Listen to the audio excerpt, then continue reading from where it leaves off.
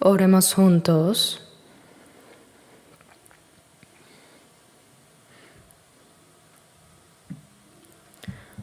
Nuestro Dios Padre, Santo y misericordioso que nos amas, te agradecemos por tu gracia tan grande, porque tuviste compasión de nosotros, aun cuando estábamos en pecado, dándote la espalda. Y porque aun cuando no te conocíamos, tú, Señor Jesús, moriste por nosotros en la cruz, y con tu preciosa sangre derramada lavaste para siempre nuestros pecados. Nos salvaste y nos libraste de toda condenación y maldición sin ningún mérito nuestro. Y tú nos hiciste hijos santos de Dios y nos has dado la bendita esperanza de entrar en tu reino eterno.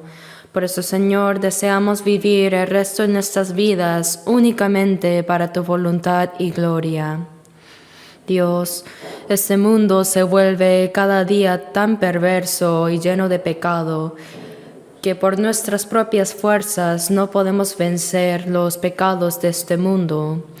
Por eso, Señor, sosténnos más firmemente con tu palabra y tu mano poderosa. Danos la fuerza para vencer todo pecado en este mundo y guíanos con el poder de tu palabra y del Espíritu Santo para que podamos vivir el resto de nuestras vidas según tu voluntad.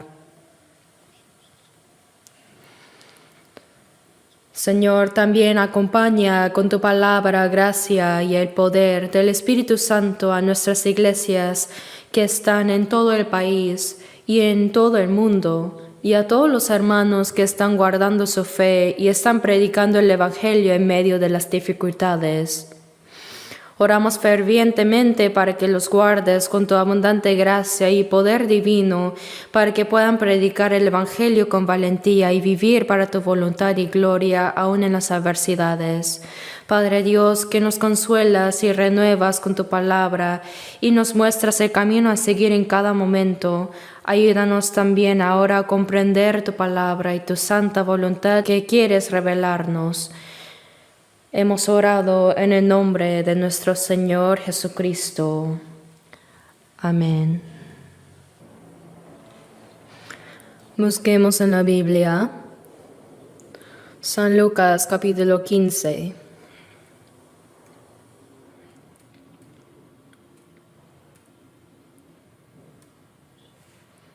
Lucas 15.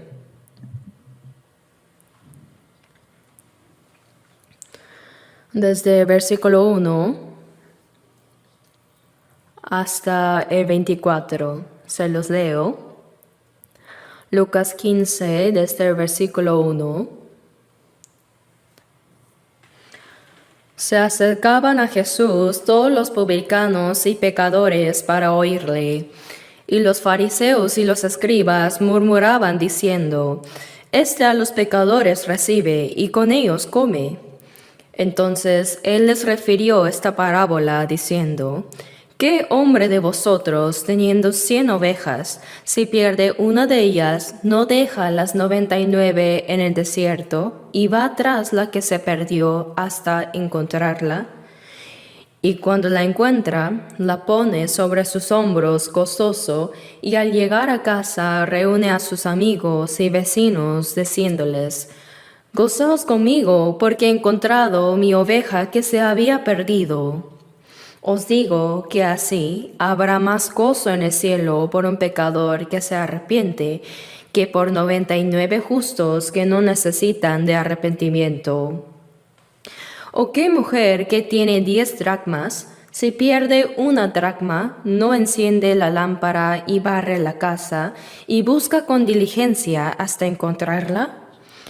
Y cuando la encuentra, reúne a sus amigas y vecinas, diciendo: Gozaos conmigo, porque he encontrado la dracma que había perdido.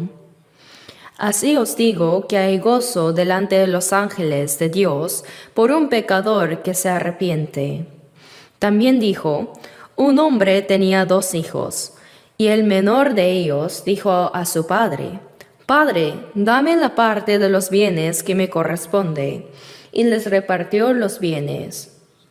No muchos días después, juntándolo todo el hijo menor, se fue lejos a una provincia apartada, y ahí desperdició sus bienes viviendo perdidamente. Y cuando todo lo hubo malgastado, vino una gran hambre en aquella provincia, y comenzó a faltarle. Y fue y se arrimó a uno de los ciudadanos de aquella tierra, el cual le envió a su hacienda para que apacentase cerdos. Y deseaba llenar su vientre de las algarrobas que comían los cerdos, pero nadie le daba. Y volviendo en sí, dijo: ¿Cuántos jornaleros en casa de mi padre tienen abundancia de pan, y yo aquí perezco de hambre? Me levantaré e iré a mi padre, y le diré: Padre, he pecado contra el cielo y contra ti, ya no soy digno de ser llamado tu hijo. Hazme como a uno de tus jornaleros. Y levantándose, vino a su padre. Y cuando aún estaba lejos, lo vio su padre, y fue movido a misericordia, y corrió y se echó sobre su cuello y le besó. Y el hijo le dijo: Padre, he pecado contra el cielo y contra ti, y ya no soy digno de ser llamado tu hijo. Pero el padre dijo a sus siervos: Sacad el mejor vestido y vestidle, poned un anillo en su mano y calzado en sus pies, y traed el becerro gordo y matadlo, y comamos y hagamos fiesta, porque mi hijo muerto era y ha vivido, se había perdido y es hallado. Y comenzaron a regocijarse. Hasta aquí.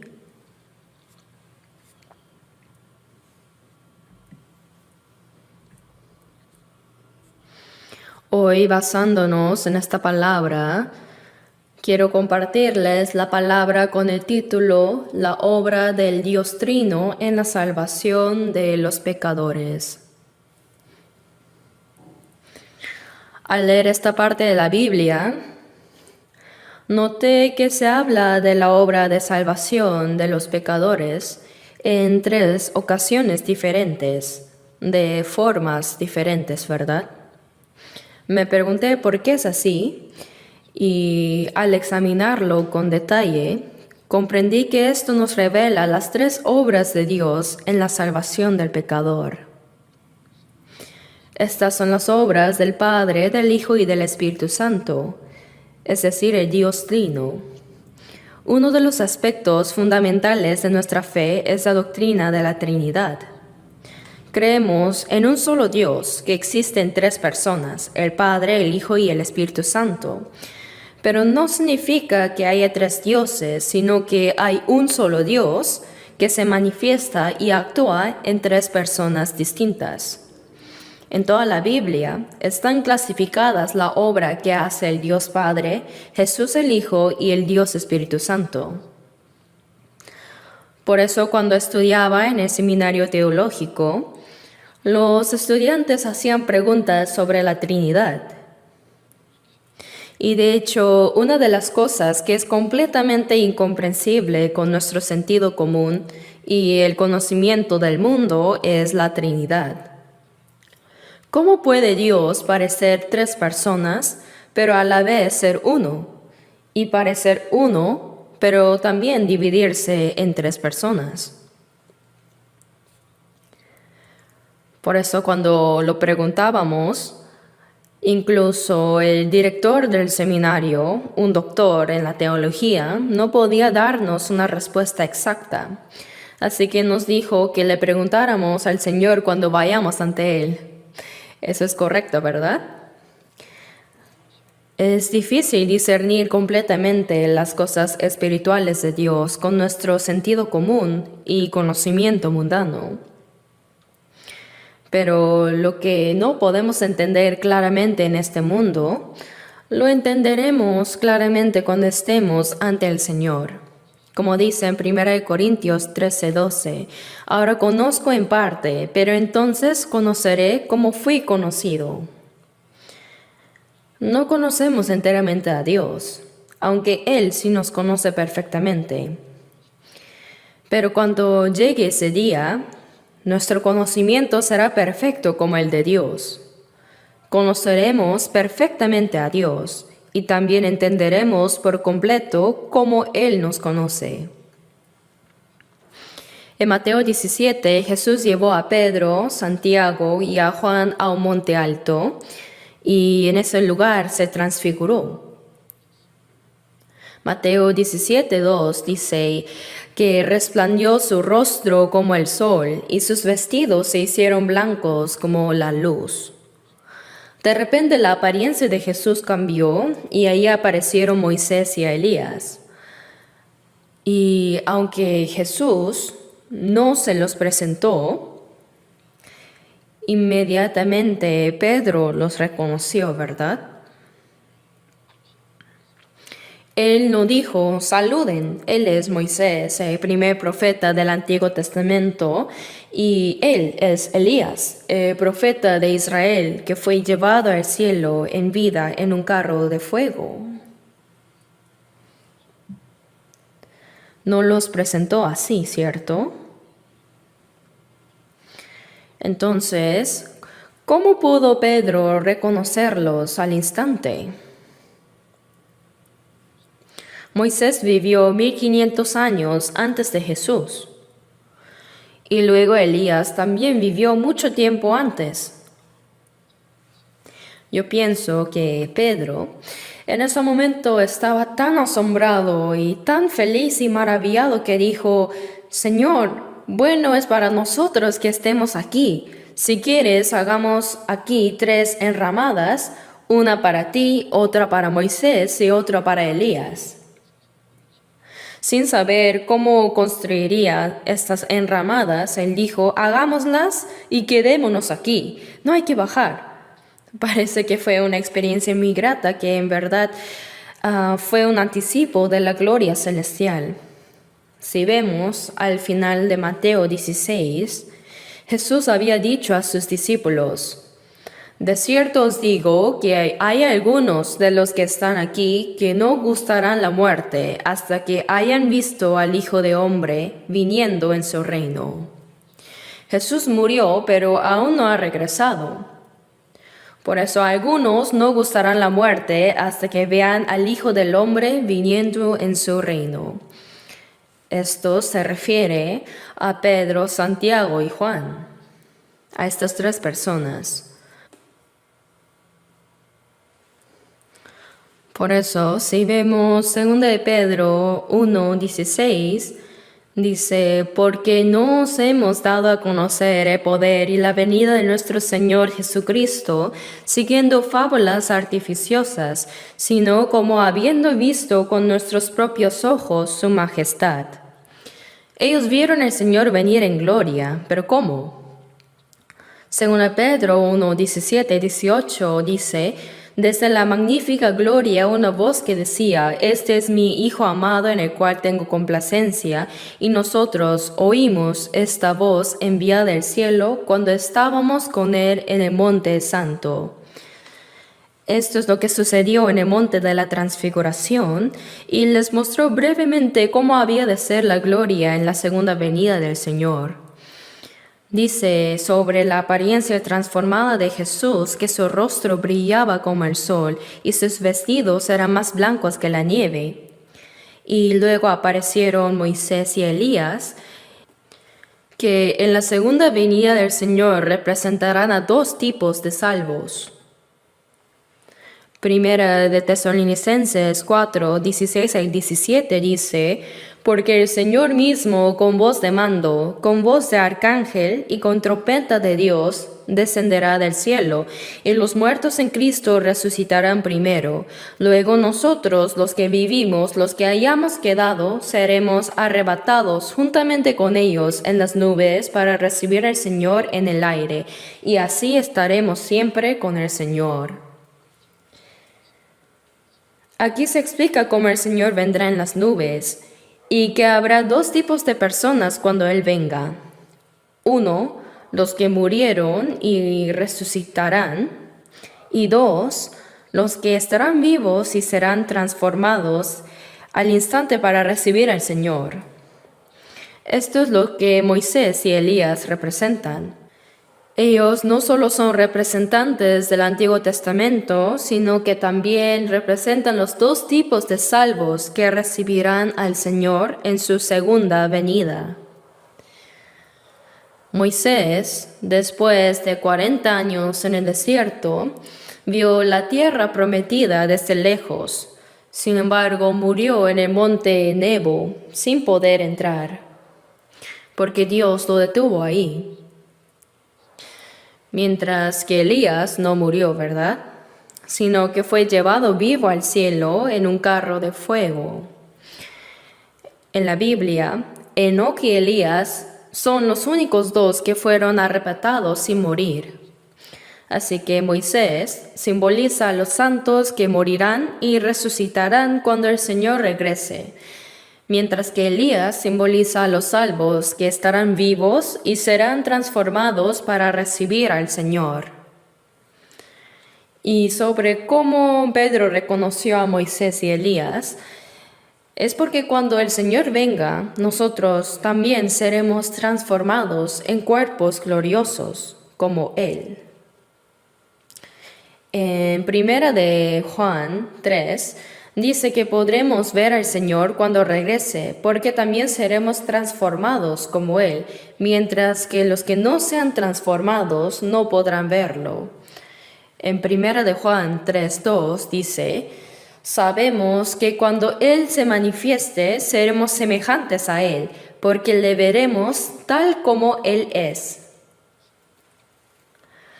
Nuestros cuerpos serán transformados como el del Señor.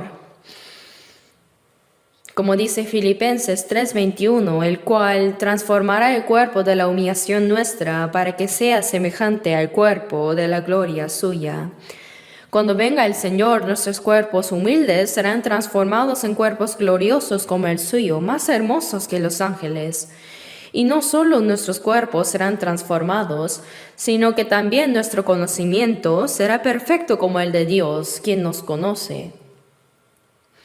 Por eso reconoceremos inmediatamente quién es Moisés, quién es Elías, Abraham y el gran apóstol Pablo del Nuevo Testamento, el diácono Esteban, quien murió apedreado durante la predicación. En ese momento realmente conoceremos todo a la perfección.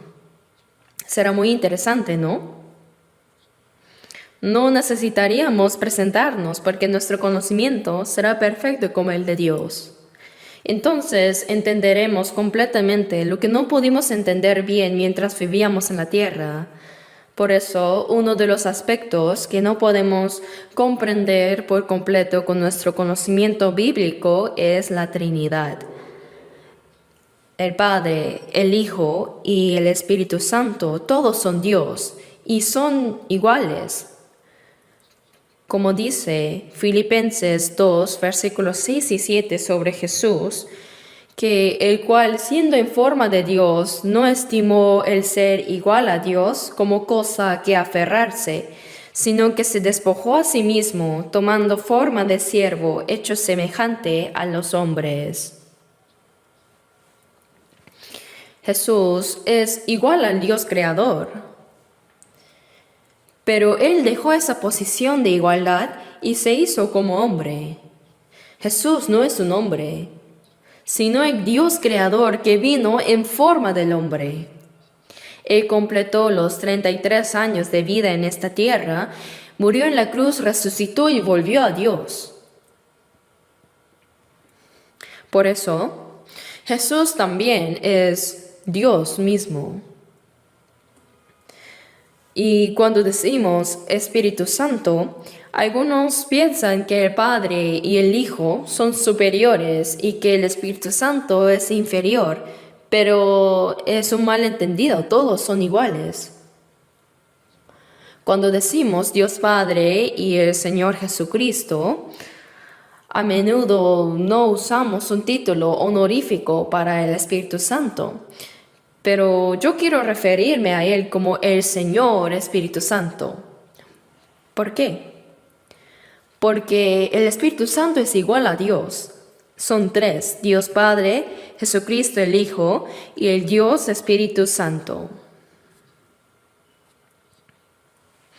Por eso en Lucas 15, el Padre, el Hijo y el Espíritu Santo, los tres Dios trabajan en la salvación del pecador. Pero cada uno tiene un papel diferente, aunque la obra de salvación es la misma. Al principio, Jesucristo, el Hijo, es presentado como el buen pastor que cuida las ovejas. Por eso en San Juan 10:11 Jesús dijo: Yo soy el buen pastor su vida da por las ovejas.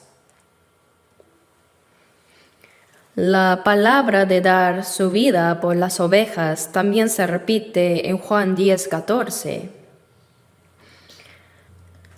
El buen pastor su vida da por las ovejas, mas el asalariado y que no es el pastor, de quien no son propias las ovejas, ve venir al lobo y deja las ovejas y huye. Jesús es el buen pastor. En toda la Biblia hay muchas referencias a Dios como el buen pastor. Buscaremos algunos pasajes en la Biblia. Veamos Ezequiel 34. Ezequiel capítulo 34.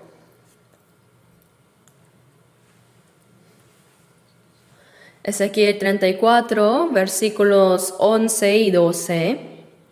11 y 12. 11 y 12 leamos. Porque así ha dicho Jehová el Señor: He aquí yo mismo iré a buscar mis ovejas y las reconoceré, como reconoce su rebaño el pastor el día que está en medio de sus ovejas esparcidas. Así reconoceré mis ovejas y las libraré de todos los lugares en que fueron esparcidas el día del nublado y de la oscuridad. El libro de Ezequiel fue escrito aproximadamente 600 años antes de la venida de Jesús. Y ahí también dice: Yo mismo iré a buscar mis ovejas y las reconoceré. Como reconoce su rebaño el pastor cuando está en medio de sus ovejas esparcidas. Así reconoceré mis ovejas y las libraré de todos los lugares en que fueron esparcidas.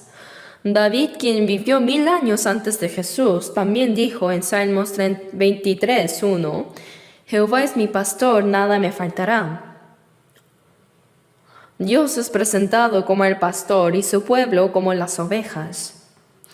Así en la Biblia hay muchas palabras sobre las ovejas. En realidad los animales casi nunca se pierden, pues encuentran bien el camino de regreso. Pero las ovejas, si las dejas un poco lejos de la casa, no pueden regresar por la noche. Son animales muy ingenuos, débiles y también necios.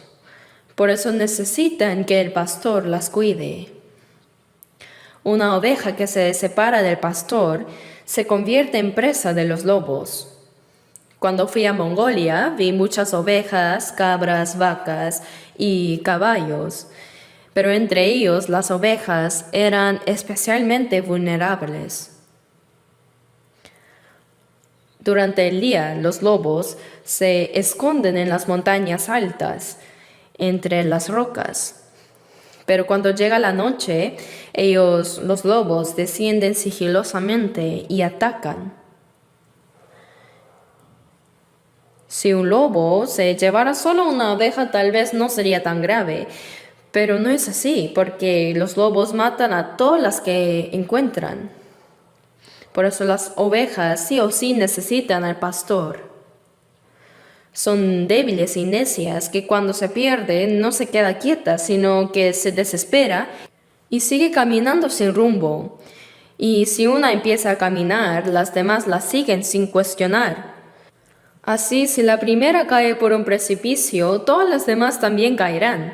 Así son muy simples y necias las ovejas. Por eso no pueden vivir sin un pastor. Sin embargo, Dios es presentado como el pastor y los hombres como las ovejas. Por eso en Isaías 53:6 dice: todos nosotros nos descarriamos como ovejas, cada cual se apartó por su camino. Somos ovejas que se han alejado del pastor. Dios es el pastor, pero nos alejamos de él, y cada cual se apartó por su camino, dice, viviendo según nuestra propia terquedad y deseos. Esto representa a todos los hombres que se han apartado de Dios. Así como las ovejas sin pastor se convierten en presa del lobo, las personas caen bajo el poder del diablo y son arrastrados hasta el infierno. Por eso Dios dice que busca a sus ovejas perdidas. En Ezequiel 34:15, en Ezequiel 34:15 y 16, Ezequiel 34:15 y 16, dice: yo apacentaré mis ovejas y yo les daré aprisco, dice Jehová el Señor. Yo buscaré la perdida y haré volver a redil la descarriada. Vendaré la perniquebrada y fortaleceré la débil.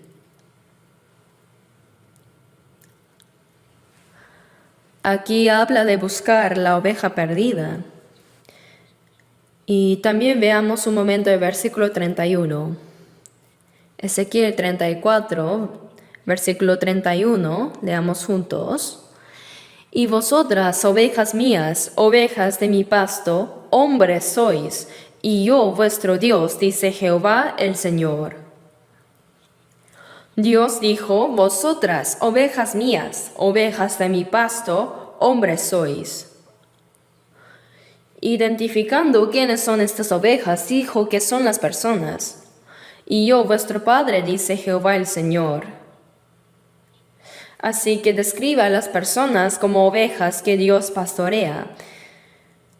Pero estas ovejas están perdidas. Por eso en Lucas 15, Jesús comienza diciendo: ¿qué hombre de vosotros, teniendo 100 ovejas, al anochecer, cuando mete las ovejas en el redil, el pastor las cuenta todas, por si falta una? Pero después de contar varias veces, falta una. De las 100 ovejas, no está una.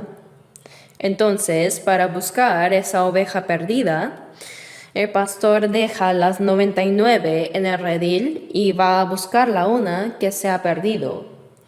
En Israel hay muchos valles y las montañas donde se apacientan las ovejas son a menudo muy escarpadas. Algunos de estos montes tienen pendientes de hasta 500 metros.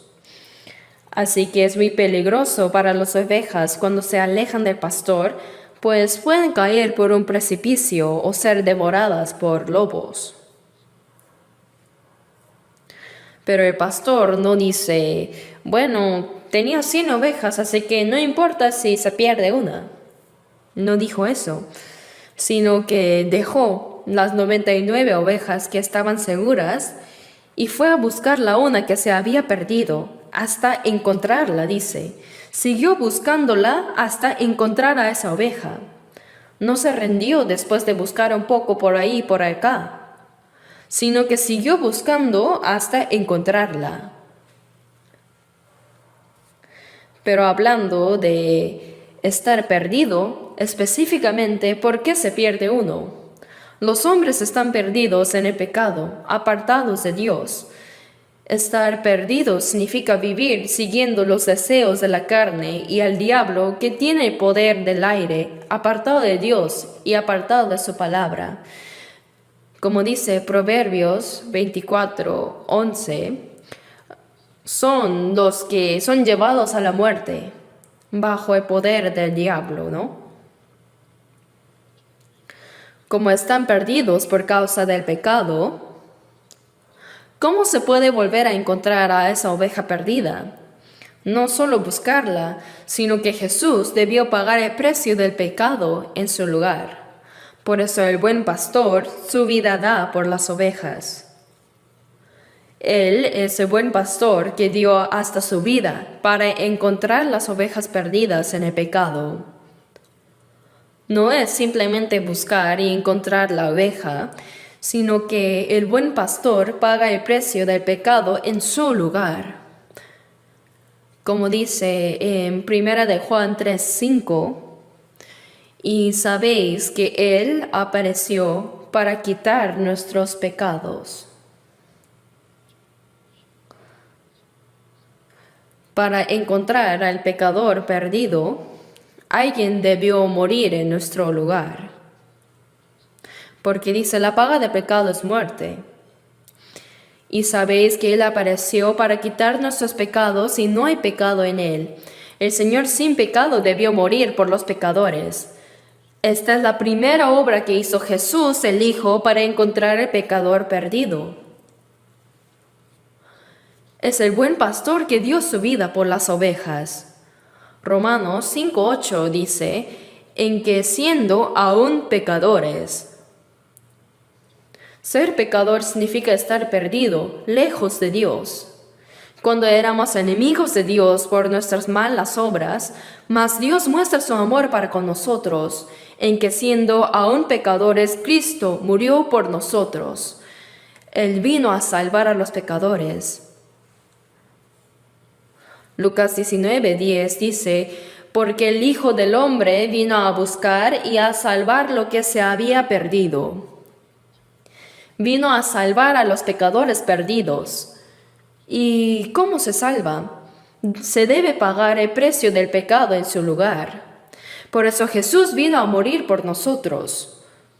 Cuando todavía éramos pecadores y enemigos de Dios, estábamos perdidos y apartados de Dios por nuestras malas obras, aún así Dios muestra su amor para con nosotros, en que siendo aún pecadores, Cristo murió por nosotros. Para salvarnos, Dios envió a su único Hijo en forma del hombre para morir como sacrificio de la expiación en la cruz. Así, en primer lugar, Jesús el Hijo murió en la cruz y cumplió la obra de salvar la oveja perdida. Por eso, en 1 Timoteo 2:6 dice, el cual se dio a sí mismo en rescate por todos. Jesús se dio a sí mismo como rescate por todos los pecadores. Rescate se refiere al precio que se paga para liberar a alguien que ha sido vendido como esclavo.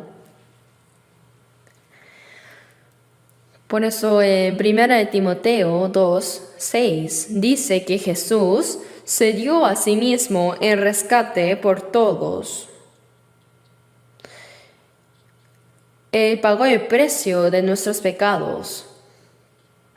No es solo el pastor que busca la oveja perdida, sino es el pastor que también murió en el lugar de la oveja. Por eso dice, el buen pastor su vida da por las ovejas. Juan 10:11. También ahora leamos juntos 1 de Pedro, capítulo 3. 1 de Pedro 3:18. Leamos juntos. 1 de Pedro 3:18.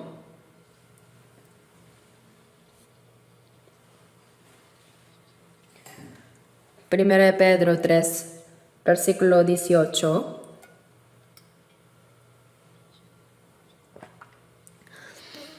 Porque también Cristo padeció una sola vez por los pecados, el justo por los injustos, para llevarnos a Dios. Hasta ahí. Cristo padeció una sola vez por los pecados. El Señor, no teniendo ningún pecado, murió en la cruz. Él recibió la pena máxima y para quitar nuestros pecados, Jesús padeció como el sacrificio expiatorio, el justo por los injustos. Jesús, siendo justo, murió en el lugar de los injustos, es decir, los pecadores, para llevarnos a Dios. Para salvarnos y llevarnos ante Dios era necesario que Jesús muriera. Imagínense, el Hijo unigénito de Dios, Él es Dios mismo. El Hijo Jesús necesariamente tenía que morir. Por eso en 1 Pedro 2:25 dice, porque erais como ovejas descarriadas. Estábamos alejados de Dios y perdidos. En esa condición el único destino era el infierno, el lugar de la perdición eterna. Pero habéis vuelto al pastor y obispo de vuestras almas. Cuando comprendemos y creemos que el Señor murió en nuestro lugar y pagó por nuestros pecados, la Biblia dice que la oveja perdida ha vuelto al pastor y obispo de vuestras almas. Ahora nosotros, los salvos, ya no somos ovejas perdidas, sino ovejas que han vuelto a los brazos del Señor.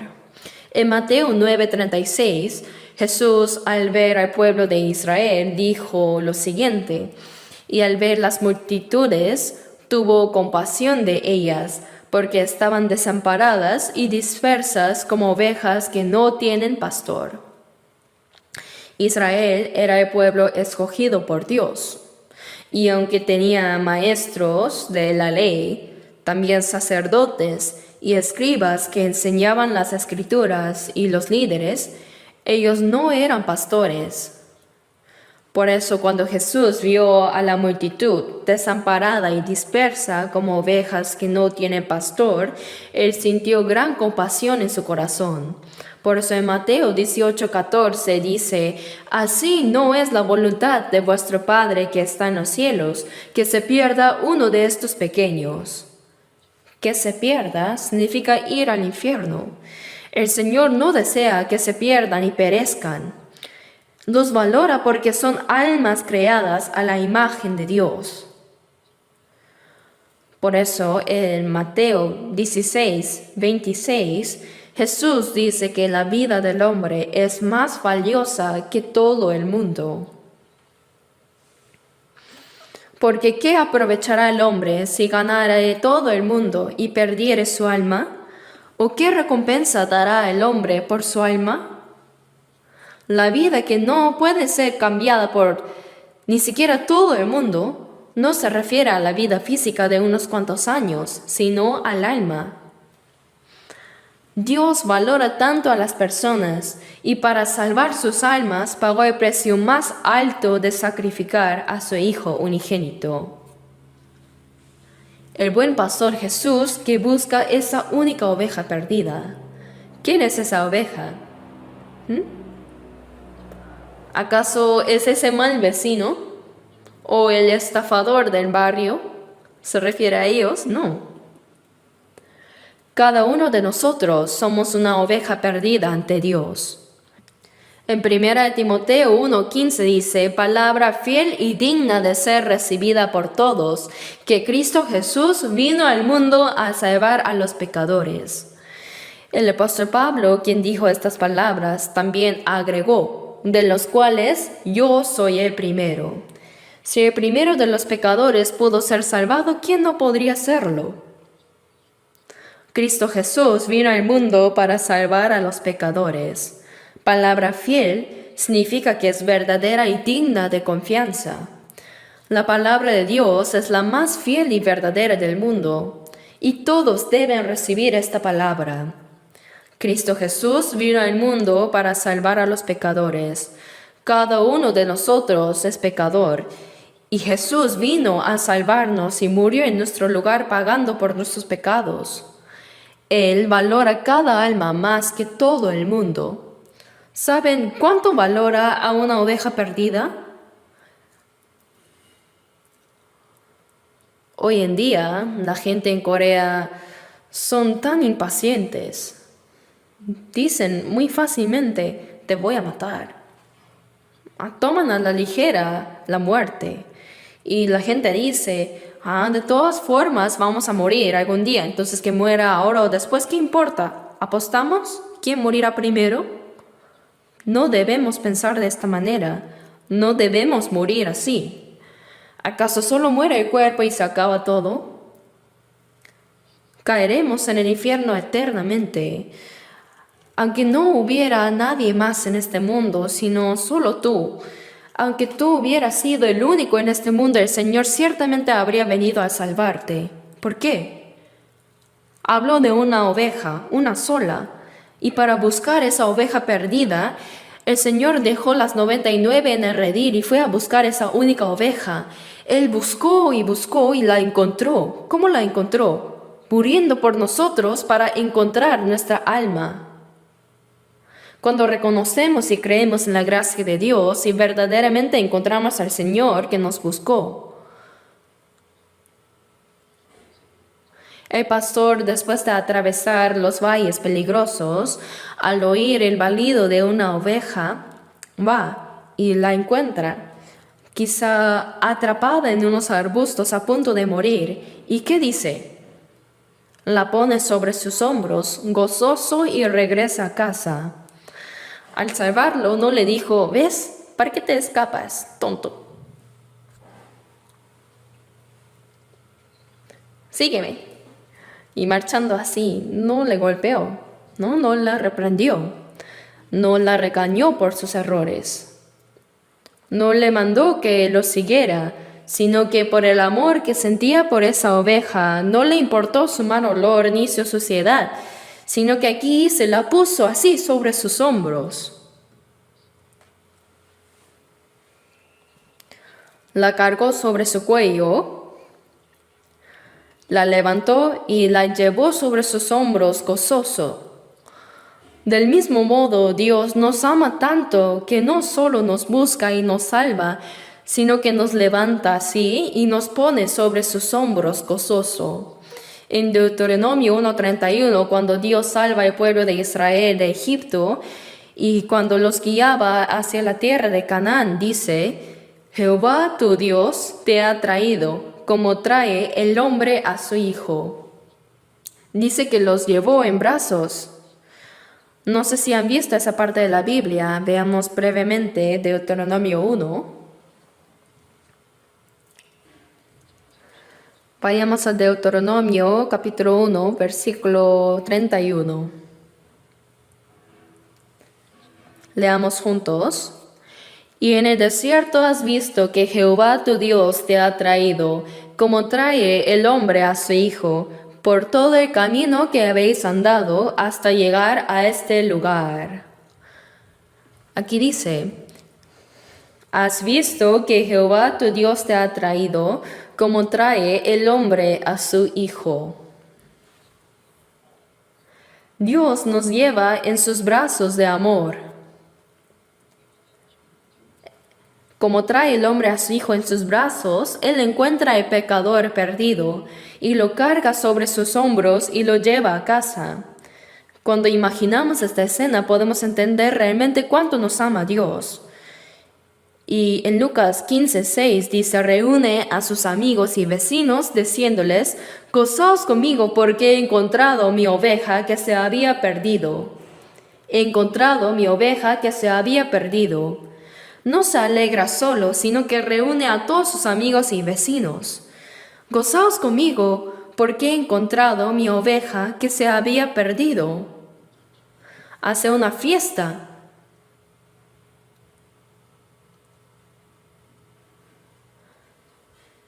Porque encontró su oveja perdida. Lucas 15:7 dice: así habrá más gozo en el cielo por un pecador que se arrepiente,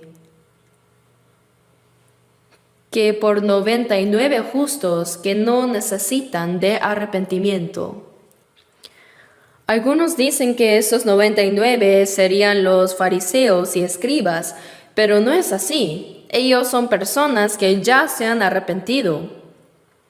No son las ovejas perdidas. Es verdad que Dios se alegra por los que ya son salvos, pero aunque se alegra por los 99 que ya están llevando la vida cristiana, se alegra aún más cuando una nueva persona recibe la salvación. Imaginemos una familia con varios hijos. Un hijo se perdió. Lo creía muerto, pero después milagrosamente regresa vivo. Entonces, ¿cuánta alegría habría? Los padres estarían contentos porque sus hijos presentes estaban seguros en la casa, pero estarían aún más felices al ver a ese hijo perdido que creían que estaba muerto volver a casa. Toda la casa, incluso todo el vecindario, se regocija. Y hay un himno que dice: suenan las campanas de alegría hoy por el pecador que regresó. Gloria, gloria sea nuestro Dios, hay gran fiesta en el cielo hoy. Así, cuando un pecador se arrepiente y regresa, los ángeles se regocijan en el cielo. Los ángeles son mensajeros de Dios y se alegran juntos por nosotros. En Hebreos 1:14 dice: ¿no son todos espíritus ministradores? Los ángeles no pueden ser hijos de Dios, ni pueden ser la novia de Cristo. Si un ángel cae, Jesús no muere por los ángeles. Los ángeles son diferentes a los hombres porque Dios los creó como espíritus servidores. Aunque sirven a Dios, también fueron enviados para servir a los salvos renacidos, los hijos de Dios destinados al cielo. Por eso en Mateo 18, versículo 10 dice: mirad que no menospreciéis a uno de estos pequeños, porque os digo que sus ángeles en los cielos ven siempre el rostro de mi Padre que está en los cielos.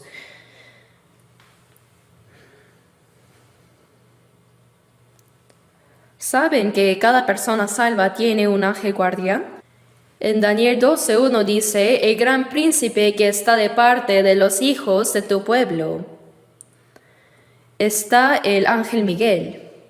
Cuando Israel pecó y fue castigado, fue completamente destruido.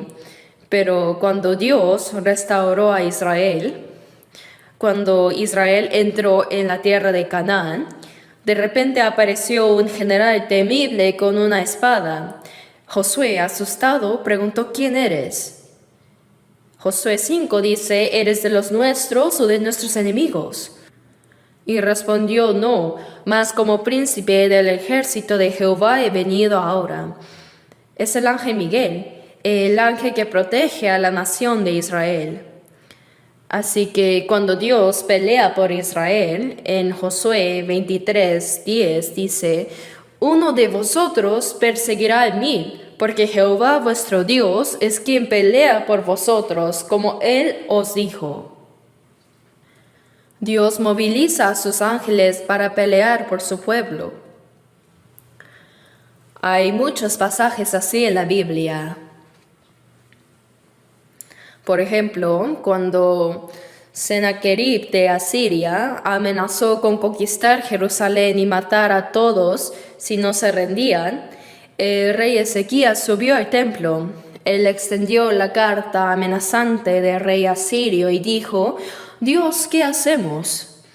Este hombre te está insultando. ¿Vas a permitirlo? Poco después vino el profeta Isaías, quien le dijo: no te preocupes, esta noche los destruiremos a todos. Y realmente esa noche, como dice Jueces 37, versículo 36, salió el ángel de Jehová y mató a 185,000 en el campamento de los asirios. Y cuando se levantaron por la mañana, he aquí que todo eran cuerpos de muertos. Israel ni siquiera disparó una flecha. Los ángeles simplemente fueron y los mataron a todos. Hay varios acontecimientos así. Miren lo reciente. Hamás intentó destruir a Israel instantáneamente, así como en la guerra de los 6 días, ¿no? Ellos dispararon miles de misiles contra ellos. ¿Pero qué pasó? A causa de esta guerra, Israel entró y mató a 46,000 personas en Gaza. En el periódico de anteayer, las muertes en Gaza por esto fueron 46,000 personas. Quizás pronto todos mueran. Así no se debe tocar a Israel. Cuando Dios ayuda a Israel, aunque todo el mundo se una para luchar contra ellos, no pueden ganar. ¿Por qué? ¿Acaso pueden vencer a Dios? Si la nación de Israel desapareciera de la tierra, la Biblia se convertiría en mentira. Por tanto, de todas maneras, Dios moviliza a sus ángeles, pero solo ayuda a Israel. Él también protege a los salvos renacidos. Por eso dice, no menospreciéis a uno de estos pequeños. ¿Por qué? Porque tienen sus ángeles.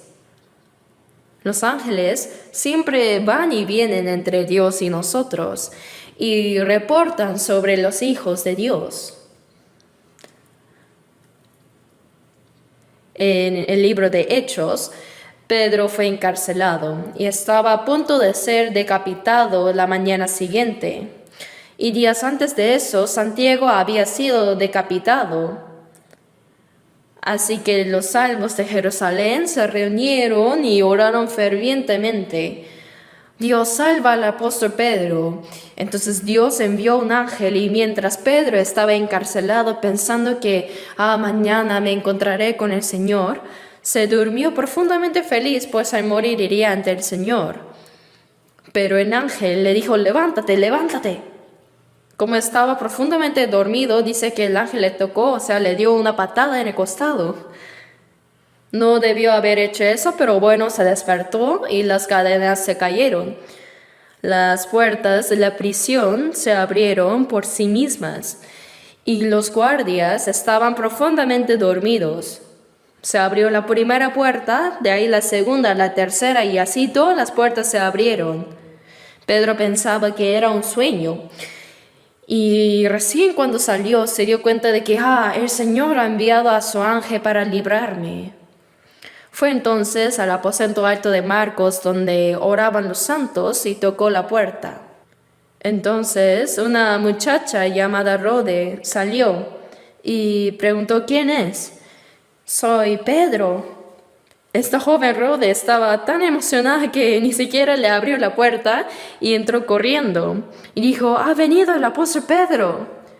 Pero le dijeron imposible, él está en la cárcel. Parece que los salvos, aunque habían orado por su liberación, no creían que de verdad sería liberado. No, seguramente es la voz de Pedro. Entonces dijeron, es su ángel, debe ser el ángel de Pedro. Hermanos, ¿saben que cada persona salva tiene un ángel guardián? Jesús lo dijo. Aquí hay un ángel guardián a mi lado. Por eso deben tener mucho cuidado. Si me insultan sin razón, mi ángel se lo va a decir todo al Padre Dios. Pero no solo yo, sino todos los santos salvos tienen ángeles guardianes. Pensando en esto, que los ángeles reportan tanto lo bueno como lo malo que hacemos, no debemos hacer lo malo, ¿no? El ángel probablemente dirá, Dios, ese hijo tuyo, qué maravilloso es. Hace tu voluntad y te agrada, qué bendición debe ser para ti tener un hijo así. Pero por el contrario, si hacemos mal, ay Dios, ver a un hijo así debe entristecerte mucho. No debemos permitir eso, ¿no? Realmente todo está siendo reportado. Por eso dice que los ángeles también se alegran cuando las personas se salvan. Hay gozo delante de los ángeles de Dios por un pecador que se arrepiente. Los mensajeros son los ángeles. Cuando cada persona recibe la salvación, se celebra una fiesta en el cielo. Pensando en esto, no pueden imaginar cuánta alegría hay cuando un pecador recibe la salvación.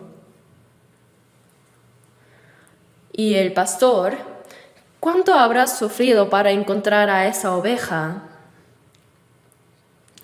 Después de buscar por toda la montaña, cuando la encuentra, está tan feliz que ni siquiera se acuerda del esfuerzo y sufrimiento. Y al volver dice, gozaos conmigo. No puede contener su alegría. Dios también se alegra así por nosotros. Ahora veamos por un momento Lucas 15 otra vez. Lucas capítulo 15, leamos el versículo 7.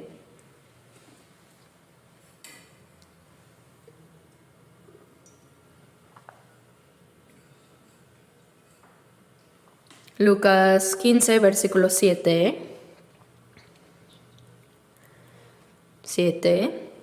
Os digo que así habrá más gozo en el cielo por un pecador que se arrepiente que por 99 justos que no necesitan de arrepentimiento. Por eso, aunque Dios se complace cuando los salvos vivimos la vida cristiana, tenemos comunión y nos alegramos juntos, Él se alegra aún más cuando un pecador se salva. ¿Por qué? Porque Él ama tanto a ese pecador, es una persona. ¿Hay aquí alguien que aún no ha recibido la salvación? Entonces, todavía usted es una oveja perdida. Debe reconocer y creer en la gracia de Dios rápido. En Colosenses 1:6 dice, el Evangelio que ha llegado hasta vosotros, desde el día que oísteis y conocisteis la gracia de Dios en verdad. El día que escuchas y realmente llegas a conocer la gracia de Dios, la palabra, ese es el día en que te encuentras con el Señor. Yo también me alegro, pero nuestro Señor Dios se alegra aún más. Veamos ahora el versículo 8. ¿O qué mujer que tiene 10 dracmas, si pierde una dracma, no enciende la lámpara y barre la casa y busca con diligencia hasta encontrarla? Y cuando la encuentra, reúne a sus amigas y vecinas, diciendo, gozaos conmigo, porque he encontrado la dracma que había perdido. Así os digo que hay gozo delante de los ángeles de Dios por un pecador que se arrepiente. En este pasaje sale una mujer que tenía 10 dracmas. La dracma es igual al denario y un denario es el salario de un día para un trabajador. Cuando un hombre en la antigüedad encontraba a una mujer para casarse, dice que en el compromiso, cuando deciden casarse, le da 10 dracmas atadas en un cordón como dote. Entonces, la mujer lo valora muchísimo y la mujer lo ata como adorno en su cabeza. Así lo considera muy precioso. Pero aquí esta mujer, que tenía 10 dracmas, perdió una. De los 10, perdió una dracma. Si es así, más que el valor monetario, como el futuro esposo lo había dado como un símbolo de matrimonio, perder una dracma podría incluso llevar a romper el compromiso por falta de cuidado. Era un asunto muy serio, en verdad. Por eso, esta mujer, ¿qué dice? Enciende la lámpara y barre la casa. ¿Por qué enciende la lámpara? En esa época no había ventanas de vidrio en las casas como ahora. Las ventanas no eran luminosas como ahora, sino que sin vidrio solo tenían pequeños agujeros para que circulara el aire. Solo era para la ventilación nada más. Así que la casa estaba oscura. No se podía ver bien dónde se había perdido, ¿verdad? Por eso dice que enciende la lámpara y busca en cada rincón mientras barre minuciosamente. Podría estar envuelta en alguna basura o enterrada en el polvo. Pero ella buscó arduamente con la lámpara encendida y la encontró.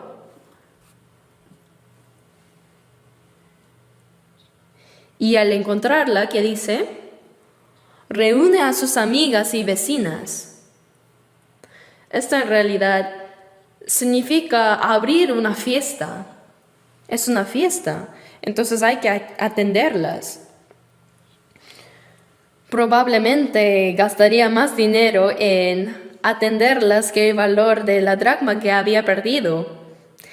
Pero aún así ella reúne a sus amigas y vecinas diciendo, gozaos conmigo porque he encontrado la dracma que había perdido. Hasta encontrarla no pensó en nada más. Aunque pudiera haber tenido muchas otras cosas que hacer, dejó todo lo demás de lado y se concentró solo en encontrar la dracma y la encontró. Y se regocijó mucho saltando de alegría. Y no solo eso, sino que juntó a sus amigas y vecinas diciendo, gozaos conmigo porque he encontrado la dracma que había perdido. Igual que el pastor que encontró su oveja perdida, esta mujer reunió a sus amigas y vecinas porque encontró su dracma que había perdido. Entonces, sus amigas también se alegran con ella. ¡Ay, te salvaste, amiga! No debes perder eso porque podría causar problemas. Así habrán alegrado juntas. Os digo, Jesús dijo, que así hay gozo delante de los ángeles de Dios por un pecador que se arrepiente. Los ángeles también se alegran juntos, ¿saben? Cuando predicamos y una persona se salva, el que recibió la salvación se regocija, ¿verdad? También la persona que le predicó se goza. Y los hermanos de alrededor dicen, es verdad, él o ella recibió la salvación esta vez.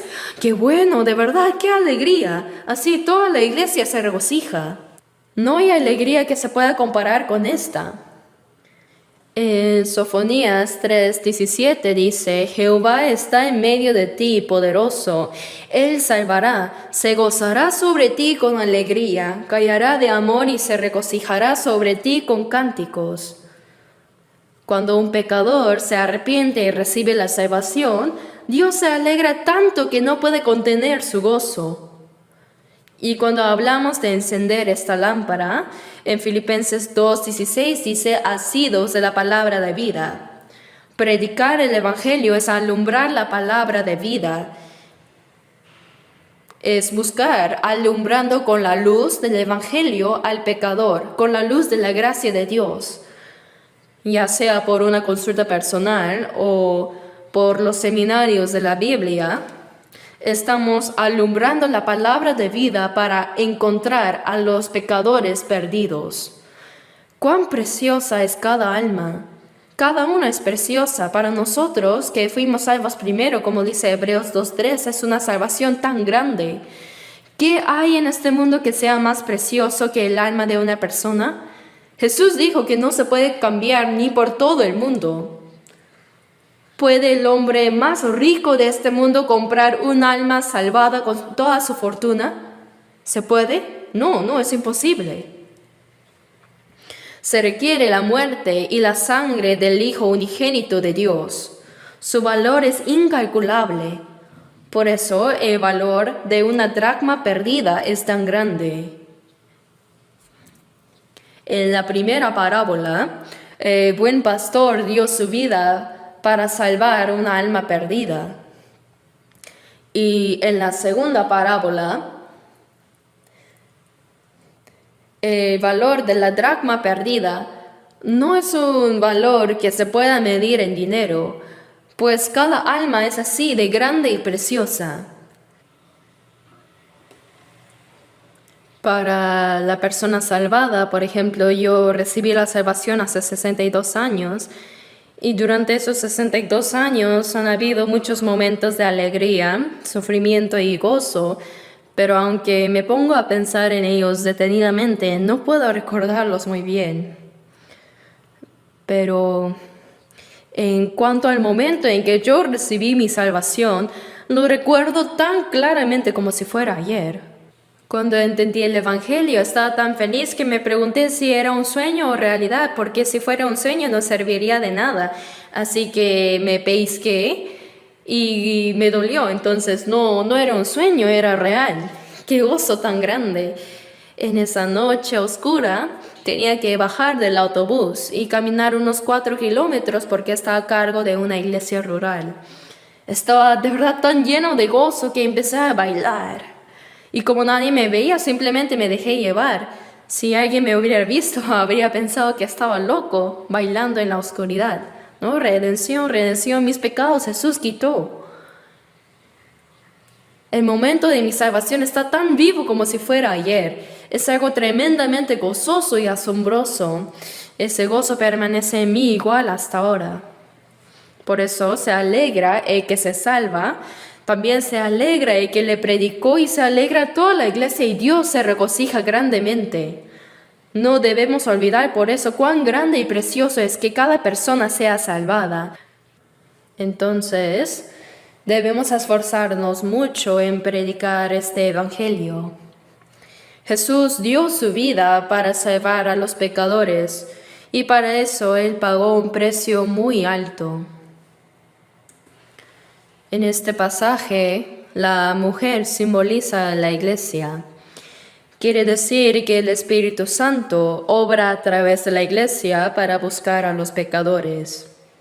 Él ilumina con la palabra de vida del Evangelio para encontrar a los pecadores. Como el Señor pagó todo el precio por nuestros pecados, el Espíritu Santo nos hace comprender la gracia de Dios. En Apocalipsis 2:7 dice, el que tiene oído, oiga lo que el Espíritu dice a las iglesias. ¿Cómo obra el Espíritu Santo? Él obra a través de los santos salvos, a través de la iglesia.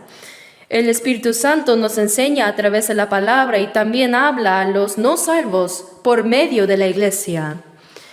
En Juan 15, versículos 26 al 27 dice, pero cuando venga el Consolador, Él dará testimonio acerca de mí, y vosotros daréis testimonio también, porque habéis estado conmigo desde el principio.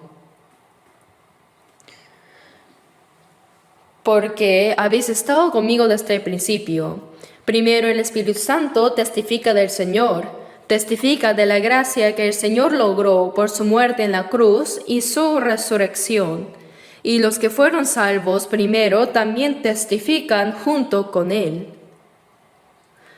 No debemos olvidar que el Espíritu Santo obra a través de nosotros para salvar a los pecadores perdidos.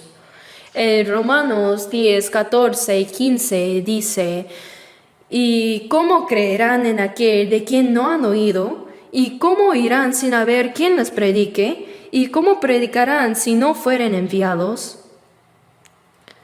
Aunque Jesús completó la eterna redención y la salvación en la cruz, ¿cómo podrán creer, entender y ser salvos si no hay quien lo predique? Es imposible. ¿Y cómo creerán en aquel de quien no han oído? ¿Y cómo irán sin haber quien les predique? Uno puede creer por oír y entender el Evangelio, pero si no hay quien predique el Evangelio, es decir, si los salvos mantienen la boca cerrada, nadie podrá ser salvo. Por eso Jesús resucitado dijo a sus discípulos, como me envió el Padre, así también yo os envío. Jesús fue enviado por Dios Padre para morir en la cruz y derramar su sangre a fin de perdonar nuestros pecados, y ya completó esa obra en la cruz, ¿cierto? Y después de resucitar, Él dijo, como me envió el Padre, así también. Jesús a sus discípulos, y no solo a sus discípulos, sino también a nosotros, nos dice, yo os envío. Jesús fue enviado para completar la obra de salvación, la eterna redención muriendo en la cruz. Y ahora nosotros somos enviados para proclamar este hecho. Por eso dice, recibid el Espíritu Santo, a quienes remitieres los pecados les son remitidos, y a quienes se los retuvieres les son retenidos. Ahora el Espíritu Santo predica el Evangelio a través de los salvos renacidos. La obra de buscar a los pecadores perdidos es la obra del Espíritu Santo, y Él trabaja a través de los salvos. Aquí la mujer se refiere a la iglesia. La palabra iglesia, eclesia, es un sustantivo femenino, es mujer. Entonces aquí la mujer se refiere a la iglesia donde está el Señor. El Evangelio del Señor se predica a través de los salvos renacidos. Por eso dice, recibid el Espíritu Santo, y a quienes remitieres los pecados les son remitidos.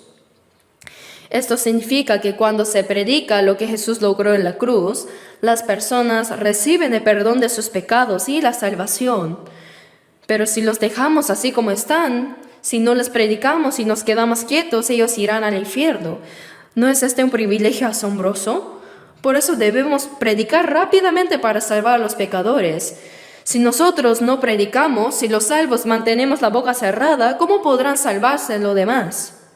Incluso con la propia familia, varias veces decimos, oye, tienes que ser salvo si no irás al infierno. Bueno, ya te lo advertí. Déjame porque no me importa ir al infierno. ¿Así dejaron de hablarles? Probablemente después de morir, en el infierno nos dirán, oye, si realmente existían el cielo y el infierno, debías haberme predicado bien. Pero sí te prediqué. Deberías haberlo hecho llorando. No lloraste por mí. Así nos culparán. Ellos son las dracmas perdidas en nuestras casas. Son las personas cercanas a nosotros, ¿no? ¿Vamos a dejar así a nuestros cercanos? Debemos buscarlos. Mi familia, parientes, amigos, vecinos. Hay que encender nuestra lámpara y barrer con escoba por cada rincón para buscarlos. Si buscamos así con anhelo, el Espíritu Santo nos ayudará a encontrarlos para que sean salvos. Por eso en Hechos 1:8 dice, recibiréis poder cuando haya venido sobre vosotros el Espíritu Santo, y me seréis testigo hasta lo último de la tierra. El Evangelio se predica por medio del Espíritu Santo.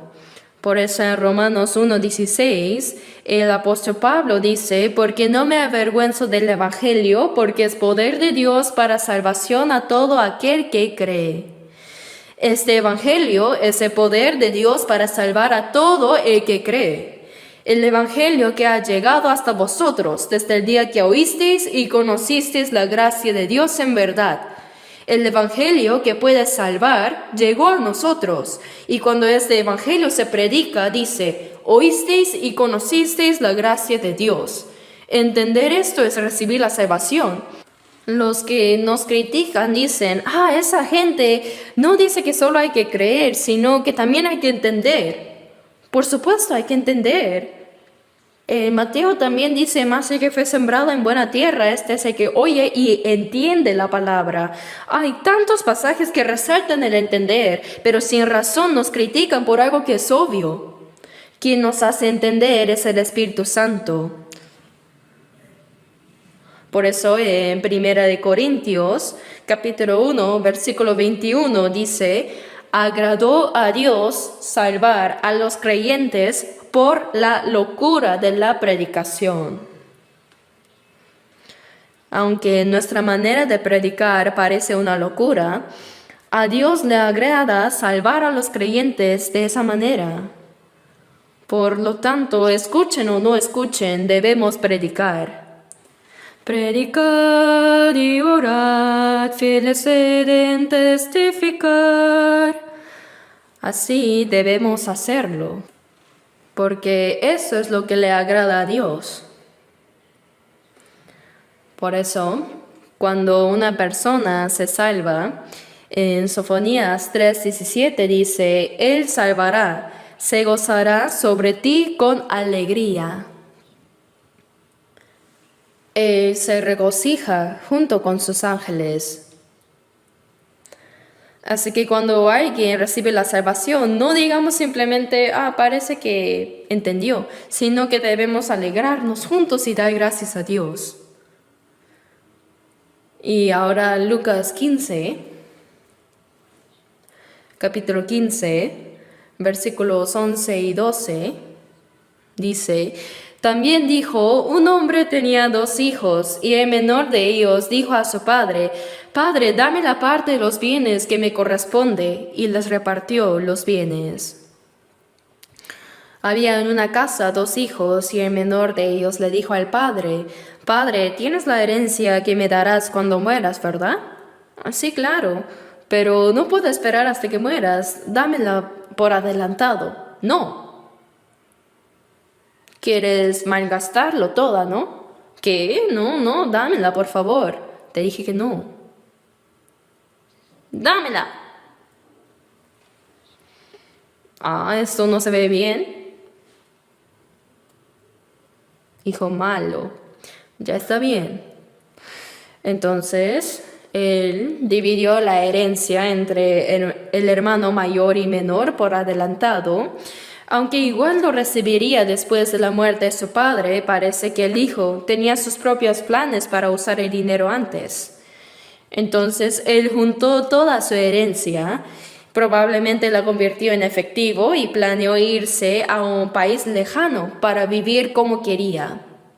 La malgastó en una vida disoluta.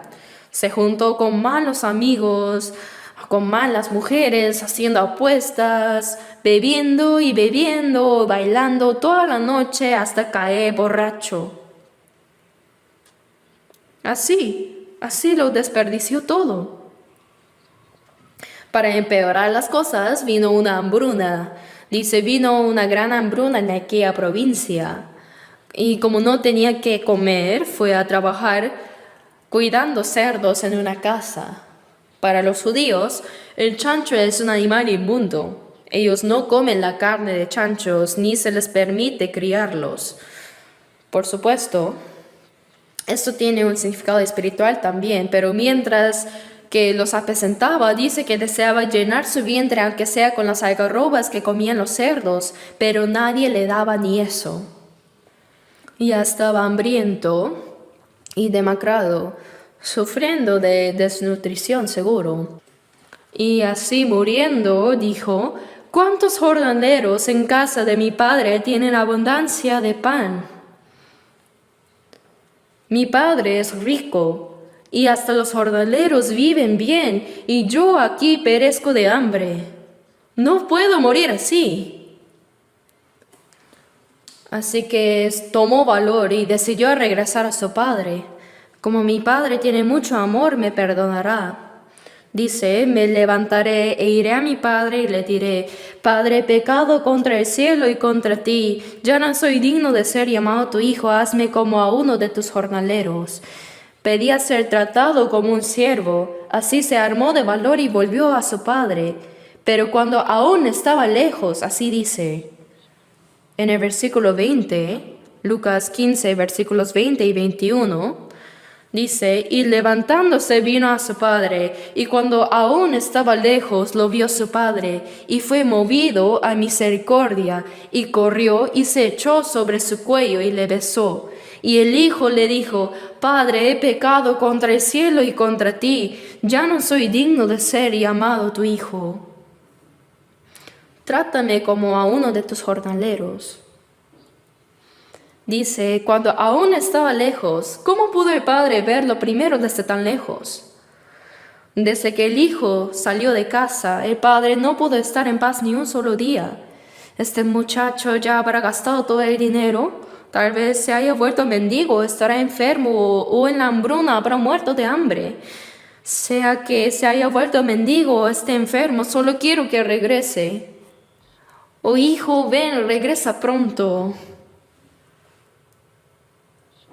En Salmos 14:2 dice, Jehová miró desde los cielos sobre los hijos de los hombres para ver si había algún entendido que buscara a Dios. Dios siempre está mirando si hay alguien que lo está buscando. Todos los días este padre solo pensaba en su hijo. Decía, oye, no cierres la puerta. Y guardaba así la comida caliente por su hijo regresara en esa noche. Y desde la mañana hasta la noche tarde esperaba que su hijo vuelva nomás. Hoy tampoco vino. Pero cuando el sol se estaba poniendo, por allá lejos venía un mendigo muy delgado y encorvado, y al mirarlo bien, su forma de caminar se parecía a la suya. El padre lo vio primero. Fue movido a misericordia y corrió. Que un anciano corre así no es apropiado según las antiguas costumbres. Pero sin importar eso, movido únicamente por la compasión hacia su hijo, él corrió y se echó sobre su cuello y le besó. Hijo, por fin has venido. El hijo, demasiado arrepentido, no podía hablar. Padre, realmente lo siento mucho. He pecado contra el cielo y contra ti, y ya no soy digno de ser llamado tu hijo. Aquí parece que ni siquiera puedo decir hazme como a uno de tus jornaleros. El padre no mencionó ni una palabra sobre los pecados del hijo. ¿Acaso dijo, oye, ¿en qué gastaste mi dinero? ¿Así? No, estaba tan agradecido y feliz solo porque había regresado. Dijo, sacad el mejor vestido y vestidle. Le quitó la ropa rasgada y manchada de estiércol de cerdo y dijo, vístanlo con la mejor ropa y poned un anillo en su mano y calzado en sus pies. Él no tenía zapatos, estaba descalzo. Dice que en ese tiempo los siervos realmente no tenían calzados. El mejor vestido es el vestido de la salvación. Cuando Adán y Eva fueron expulsados del huerto del Edén por desobedecer la palabra de Dios, Dios hizo al hombre y a su mujer, dice, túnicas de pieles y los vistió. ¿Saben de esto, no?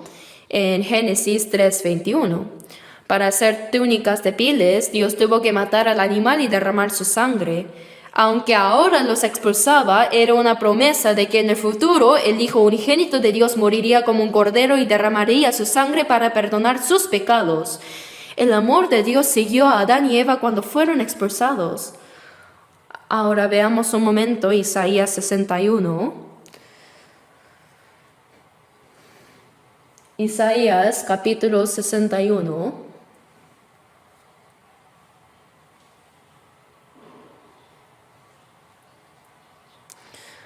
Versículo 10. Leamos juntos. En gran manera me gozaré en Jehová, mi alma se alegrará en mi Dios, porque me vistió con vestiduras de salvación, me rodeó de manto de justicia, como a novio me atavió, y como a novia adornada con sus joyas. En gran manera me gozaré en Jehová. Mi alma se alegrará en mi Dios. ¿Por qué? Porque me vistió con vestiduras de salvación. El mejor vestido significa que quitó esa ropa sucia y me vistió con vestiduras de salvación, me rodeó con manto de justicia, como a novio me atavió y como a novia adornada con sus joyas. Dios nos vistió con el manto de justicia. En Isaías 64:6 dice, todas nuestras justicias son como trapo de inmundicia. Por más buenas obras que hagamos, todas son como ropa sucia. Con eso no podemos presentarnos ante Dios, pero Él nos vistió con el vestido de salvación, con el manto de justicia que Jesús logró con su muerte y resurrección. Por eso me vistió con vestiduras de salvación, me rodeó de manto de justicia, siendo justificado gratuitamente por su gracia mediante la redención que es en Cristo Jesús. Al recibir el perdón de pecados, al mismo tiempo nos declara justos, nos viste con el manto de justicia. El anillo en el dedo significa tú eres mi hijo. No importa cuántos pecados hayas cometido, ya no son un problema. Para el hijo ya no es un problema, porque el amor del Padre, el amor de Dios, es más grande que esos pecados, ¿saben? Es más que suficiente para perdonar eternamente nuestros pecados. No habló del pecado, tú eres mi hijo, dice. Juan 1:12 dice, a todos los que le recibieron, a los que creen en su nombre, les dio potestad de ser hechos hijos de Dios. Tú eres mi hijo. Y los calzados en los pies significa Efesios 6:15 dice, y calzados los pies con el apresto del Evangelio. Vive de manera digna del Evangelio y no vuelvas a dejar el Padre. Eso significa. Y traed el becerro gordo y matadlo. Cuando viene un invitado muy importante, dicen que guardaban el becerro gordo para matarlo. Y a los siervos les dijo, sacad el mejor vestido y vestidle. Y poned un anillo en su mano y calzado en sus pies. Y traed el becerro gordo y matadlo, y comamos y hagamos fiesta. Porque mi hijo muerto era y ha revivido, se había perdido y es hallado. Y comenzaron a regocijarse. Para que el hijo pródigo y su padre pudieran regocijarse juntos, un becerro tuvo que morir en su lugar. Sabían que de la misma manera, para que los pecadores como nosotros podamos regresar al Padre Celestial y alegrarnos con Él, Jesús, quien no tenía pecado, murió como un cordero en la cruz. No hay mayor gracia ni amor que este. Dice que corrió y se echó sobre su cuello y le besó. Dios extiende sus brazos hacia los pecadores y los llama continuamente de día y de noche. Incluso ahora Él está extendiendo sus brazos. Isaías 44:22 dice, yo deshice como una nube tus rebeliones y como niebla tus pecados, vuélvete a mí porque yo te redimí. Dios sigue extendiendo sus brazos y llamando a los pecadores para que vuelvan a Él. ¿Hay alguien aquí que aún no ha regresado? Deben hacerlo pronto. Si alguien rechaza este amor de Dios, no habrá esperanza después. El amor de Dios es inmenso. Por eso en 2 de Pedro 3:9 dice, el Señor es paciente para con nosotros, no queriendo que ninguno perezca, sino que todos procedan al arrepentimiento. Jesucristo murió en la cruz para redimir nuestros pecados y para perdonarnos.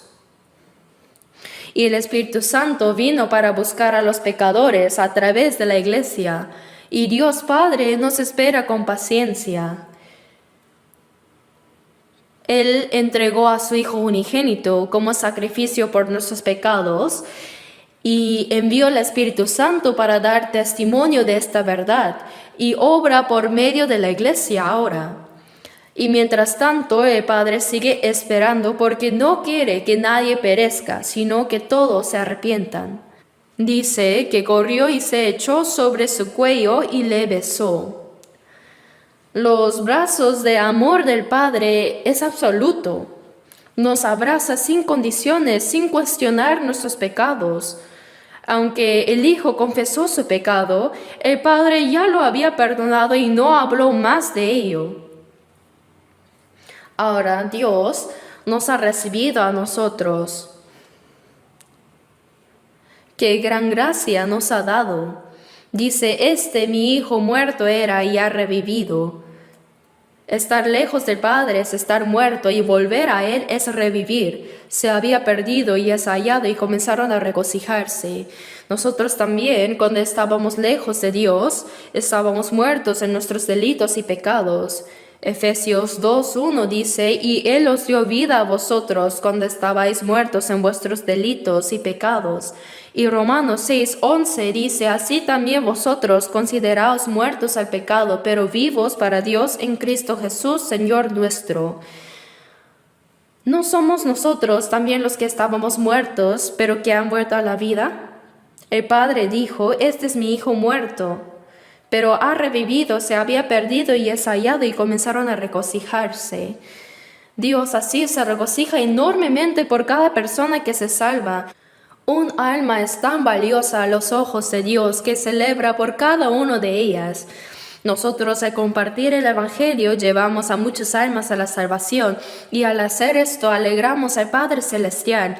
Y también nosotros debemos alegrarnos junto con Él. Cuando escuchamos que alguien ha recibido la salvación, ya sea en Estados Unidos, África, Corea o cualquier otro lugar, Debemos dar gracias y alegrarnos delante de Dios por la salvación de esa alma.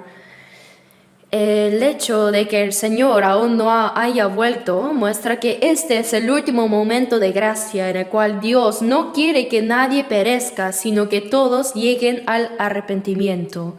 Por eso no debemos posponer ni descuidar la predicación de este Evangelio y buscar a los pecadores perdidos. Debemos hacer todo lo posible para cumplir con esta misión, porque es lo que alegra a nuestro Padre y también es nuestro propósito de vida en esta tierra. Salmo 118, 17 dice: no moriré, sino que viviré y contaré las obras de Jehová. Según esta palabra, el propósito de nuestra vida es proclamar el Evangelio del Señor. Ahora dediquemos el resto de nuestras vidas a esta obra con todas nuestras fuerzas. La próxima semana realizaré el seminario de la Biblia en la iglesia de Gwangju. Siempre les agradezco mucho por sus oraciones. Muchas gracias y oremos juntos. Amado y misericordioso Padre Celestial, gracias porque aun cuando estábamos lejos de ti en pecado y nuestros deseos de la carne, aun siendo enemigos tuyos, tú nos miraste con compasión y nos amaste y enviaste al Señor Jesucristo para morir por nosotros y con su sangre perdonaste nuestros pecados eternamente.